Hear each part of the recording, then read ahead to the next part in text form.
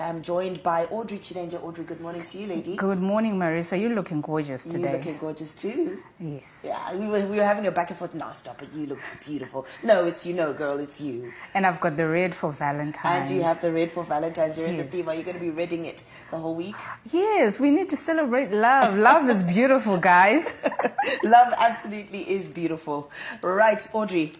Let's take a look at our book today. I mean, I'm listening to you tell me about it, and I'm thinking about it. I definitely need this on my shelf, and it is called The Smart Decision Handbook, and it's by Brian Kazungu. What is this book about? Tell us. So in this book, Brian is basically telling us that every time you make a decision, you need to be smart about it. You need to do a checklist where possible, because whether you make a bad or good decision, you will definitely live with the consequences. Yeah, there is definitely consequences to everything, isn't there? Yes. And I like this aspect of it being for individuals and corporates. So maybe we start with the individual part of it. How is this book going to benefit me as an individual? Okay, so I think one of the chapters he talks about in life, every time you need to know yourself, you know. So that means doing a SWOT analysis of yourself. What is a SWOT analysis? Strengths, S for strengths, W for weaknesses, O for opportunities, and T for threats. And I know back then, like in school, I didn't know it was possible to do a SWOT analysis on yourself. But it's actually good. You can know that, like Tish earlier on, he was singing, are you a good singer or not? Then you tick that box. Are you a good planner or not? Because some people make decisions, but they can't execute them. So ultimately, you also fail. So once you do this about yourself, then you can go about planning your life. And every day we're making a decision. Do you know that? Do I get on this combi or not? Do I turn here or not? Do I eat this food or not? So it's decisions galore every minute of the day. Wow, we've got quite a huge decision-making life, don't we? All right, now when it comes to corporate, how does that help? So you find with corporates, I wish corporates would do this more often. You know, corporates will have a mission, vision, and things like that, but they also need to do a SWOT analysis about themselves. Where are you weak? Where are you strong? You know, you find that, okay, like these days, most people are into this entrepreneurial journey. You might be a good visionary, good on certain targets, but are you good at admin? You know, like for example, for myself, I'm not good at admin. So that means you need to hire someone who's actually good at admin to fill in that gap, etc., etc. And then this will help your corporates. This will help even the employees around there. They'll feel more connected if you just know your strengths and your weaknesses and the threats and the opportunities. Then you work towards filling in that gap.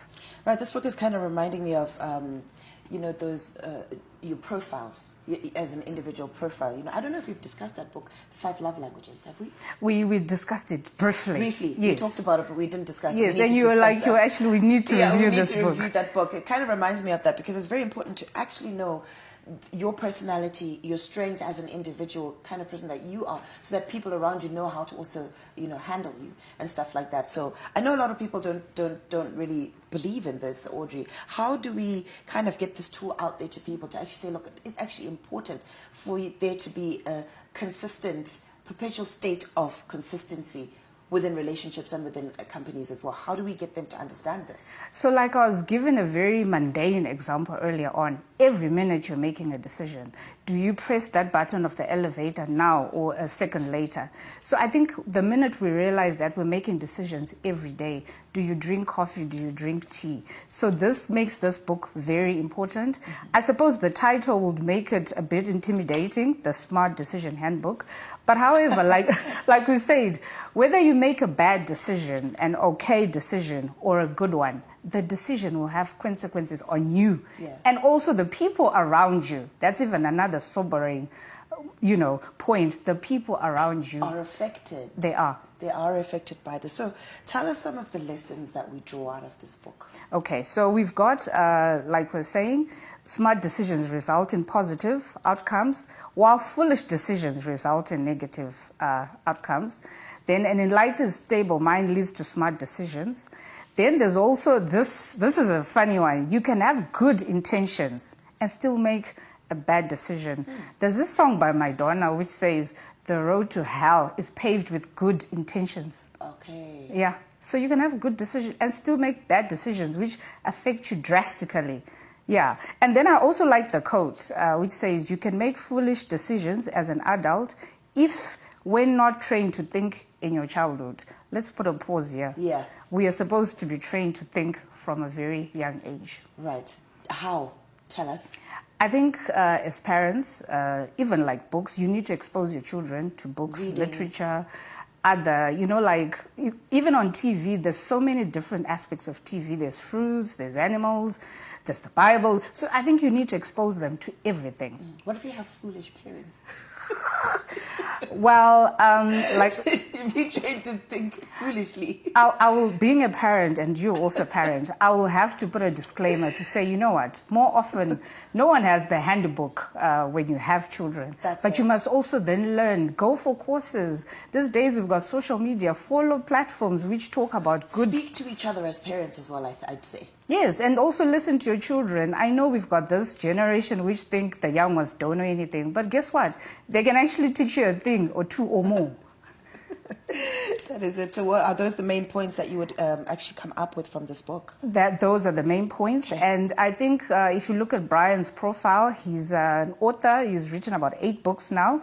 He's a media practitioner, technology enthusiast, and he also created this Smart Decision Toolkit based in SA, but very hands-on with all the literature events that go on in Zimbabwe. Yeah. Yes, so you can tell when he writes, he's very passionate, and he's also a Christian, so you can find those remnants of the Bible also in what that he puts in there. Yes. That he puts in there. That's excellent. Now, where do we find this book? So this book, for now, it's available on at Innovate bookstores, and Brian is also selling the books direct. You can find him on social media, X, LinkedIn, Facebook, and the price is going for $10.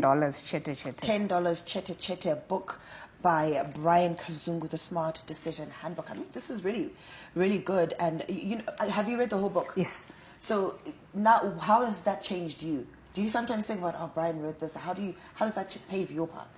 For me, it was sobering because, when we think of decisions, we think of those important decisions only. For example, who do I date? Where do I buy a house? Where do I send my child to school? But guess what? Even the little decisions, like in the morning you wake up, your alarm goes off. Do I wake up now or not? That's a decision you're making. What am I going to eat? Porridge or it's a decision. So every minute, every second, we're making a decision. For me, that is the sobering part. Yeah. Yeah. Yeah. And, I'm also kind of thinking about how our brain has to be, it's like a muscle. Exercise it to think the correct way. Exercise it to think the correct way. But the biggest thing for me is, like you said, this can be quite an intimidating title. The smart decision. Like, I am smart anyways. Why do I need to be taught how to be smart? But sometimes, as you did say, good intentions don't always lead to smart decisions. Yes. And then the famous SMART abbreviation: specific, measurable, attainable, realistic. So I think people leave this for the corporate world. But I say, even in your personal day-to-day, this also is a great... yes. Okay, excellent. Audrey, thank you so much for this book. Brian Kazungu, thank you for writing it and helping us be smarter in our decision-making processes. Audrey, thanks. We'll see you next week. And we did say we buy this book, $10, Chete at Innovate bookstores. We're trying to put it in other bookstores in the country so that people can read. Can read it. Yes. And also, did you tell us about his social media handles? Brian Kazungu, he's on X, LinkedIn, Facebook, very active. And you can also reach direct to him. He's based in South Africa. You can also arrange for a copy for you in South Africa. Perfect. Thank you so much, Audrey. Thank you, Maris. Konapo, ipapo.